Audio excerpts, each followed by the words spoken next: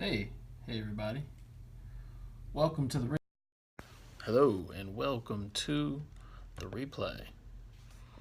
My name is DavidSWinston and I enjoy helping other people become successful. Getting ready for youth service tonight. I am a youth pastor, and so we have youth service every Wednesday night. So getting ready, and I thought I would just share this little revelation. And so this is not something I'm like teaching on tonight. I just thought I'd share it. Hey, what's up, Natasha? How you doing? Hey, what's up, everybody? Welcome. Hey, Jacqueline. Hey, how you doing? Hey, how are you? Blessings to you. Yes, blessings to you. How are you? And hey, hello, Alicia. How are you? I like those glasses. Thank you, Jamar. I appreciate it. My wife, she helped me choose them out, and so I usually wear contacts, but today's a glasses day. Hey, what's up, Tommy? How you doing? Hey, Tiffany, you sneaking, you creeping at work. All right, well, this is a good thing to creep with, because I'm going to tell you a little bit about avoiding strife and frustration. Hey, hello, Bill Winston Jr. How are you? How you doing? Hey, thanks for logging on. Hey, do a quick favor for me, share.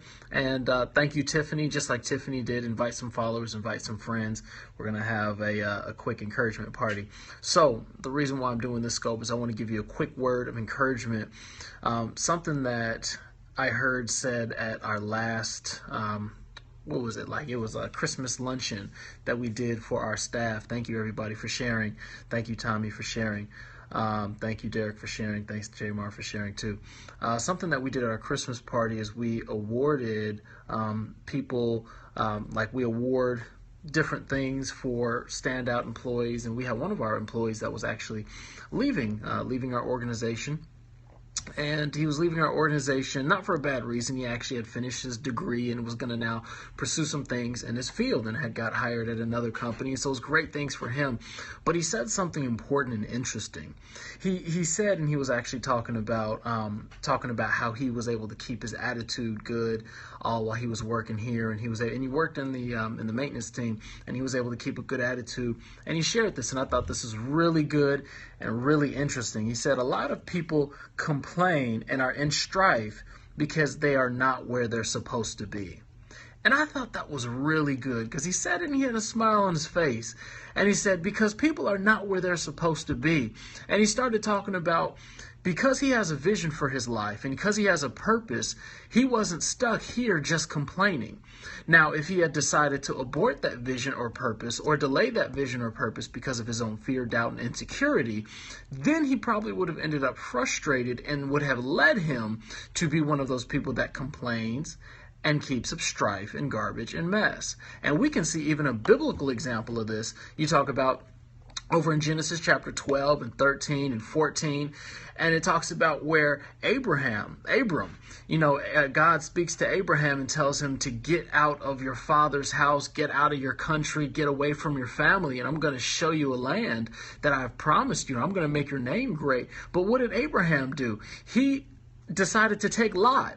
He decided to take his nephew. Now, he didn't have to take his nephew, but he chose to take his nephew. And, we go fast forward in chapter 13, and then it says that there became strife between Lot and Abraham. And so Abraham took his nephew, and good things were happening, right? I mean, it says that both of their camps grew big, which means they had a lot of stuff, livestock, cattle. Imagine having a house so big, and you got all these cars and all this stuff happening that the neighbors next to you are like, look, you need to cool out. We need to separate because there's not enough room for you and all your stuff and me and all my stuff. And that's kind of how it was with Lot and Abram. But if you check out the scripture, it says that there was strife between both of their camps, between the people who were working for Lot and the people who were working for Abraham. And there was strife between them. And it said that they had to separate. And so once they finally separated, the scriptures directly following that said, and then God spoke to Abraham. And I believe a lot of people are frustrated because they're in this place where they want to live out their dream. They want to do something different. They want to know what to do, and they're waiting for God to speak to them. But what they haven't considered is just being obedient to what he's already told them to do. And sometimes, people come up to me for, they want prayer, they want answers to questions, and I'm here to supply and provide all of that. But what I tell them is, what has God already told you to do that you haven't done yet? And I believe that God has put so many things in our hearts, and he's really put a dream, a passion, a vision in our heart. And, a lot of times we just got to go back to what did God say to do, because we're seeing frustration, we're seeing strife. But I believe that frustration and strife only arises when we try to stop God's plan from working in our lives.